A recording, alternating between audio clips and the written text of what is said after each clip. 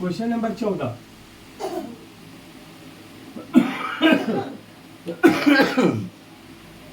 क्या वर्ड बोला है? दो बिंदु ए व बी एक दूसरे से 2 सेंटीमीटर की दूरी पर, थोड़ा ध्यान से देखिएगा, दो बिंदु ए व बी एक दूसरे से 2 सेंटीमीटर की दूरी पर है। इसका मतलब क्या दे रखा है? आर बराबर 2 सेंटीमीटर। ये किसकी बात कर रखा? ये दो बिंदु की बात कर रखा, ए व B.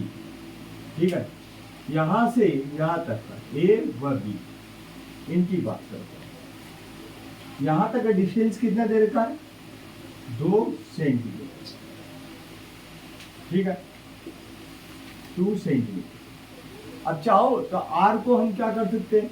Are equal to 2 centimetre दे रखा है, आर को सबसे पहले क्या करेंगे? मीटर में कन्वर्ट कर लेंगे, माइनस का 2 मीटर के। ठीक, और क्या वर्ड कहना चाह रहा है? एक समान बिंदु क्षेत्र ई ए बी के समांतर ए बी के दिशा की क्रियाशील है, जबकि ई बराबर 200 न्यूटन पर कूलम दे रखा है। ई बराबर कितना दे रखा है? ई बराबर 200 न्यूटन पर कूलम, ये हमारा दे रखा है।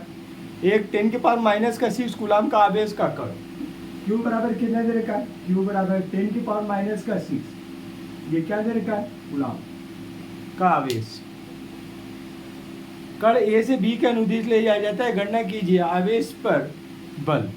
बल की बात कर रखा है। Condition number 1, condition by 3 step में डिवाइडेड, यानी कि F इक्वल टू कोसेक। फार्मूला क्या होता है? बिंदु क्षेत्र तथा आवेश में संबंध क्या होता है? सबसे पहले ये देख लेते हैं। E इक्वल टू कितना होता है? F ऑब्लिक कितना होता है? Q। तो यहाँ पे F को बाहर निकाल लेते हैं। F बराबर कितना आएगा? E multiply Q। ठीक है, तो यहाँ पे कितना आएगा?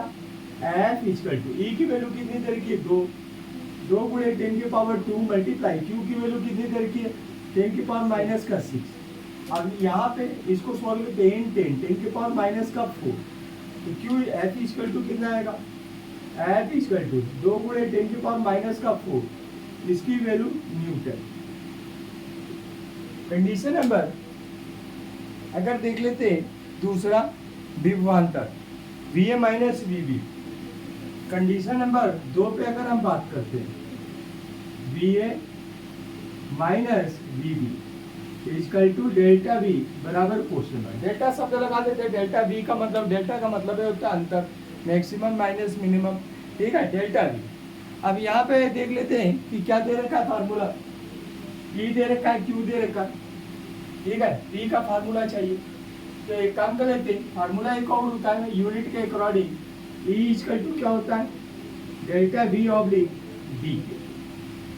अब इस कंडीशन में डेल्टा V को हम बाहर निकाल लेते हैं, तो delta V equal to E multiply D। Delta V equal to कितना आएगा? E की वैल्यू कितनी दे रखी है? 200 गुणे D की वैल्यू कितनी दे रखी है? D की वैल्यू, इसी R को D ले लीजिए, यूनिट के अकॉर्डिंग दोनों को इक्वल कर रहे हैं। कितना आएगा? 2 गुणे 10 की पावर माइनस का 2। यहाँ पे क्या आएगा? सॉल्व कर लेते हैं।